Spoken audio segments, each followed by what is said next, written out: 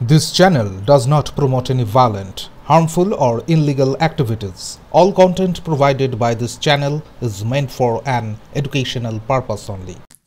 ট্রলারের ধাক্কায় বিদ্যুতের খুঁটি ভেঙে পড়ল 4 চাকা গাড়ির ওপর।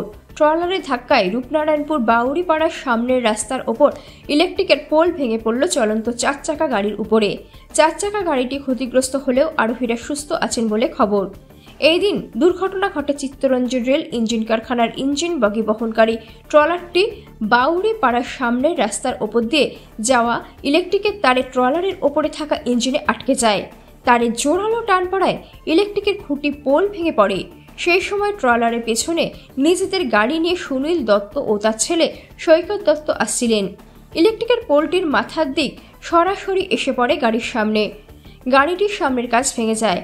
মূল রাস্তায় এই দুর্ঘটনার ফলে বেশ কিছুক্ষণ জ্যাম হয়। দুই দিকের চলাচল থেমে যায়। ঘটনাস্থলে রূপনারায়ণ ফাঁড়ির পুলিশ এসে পরিস্থিতি নিয়ন্ত্রণে আনে। আমরা গাড়ির পিছনে আসছিলাম, হঠাৎ দেখি কারটা টেনে পড়ে আমার পড়লো আর পোলটা পড়ে। আপনাদের চোটঘাট কিছু লাগেনি তো? আপনার এখানকার বাসিন্দা? আমি আদিমশালের বাসিন্দা। এখানে আমার রূপনারায়ণপুরে দোকান আছে, দত্তদাস জুয়েলার্স। আপনার নাম? সুনীল দত্ত।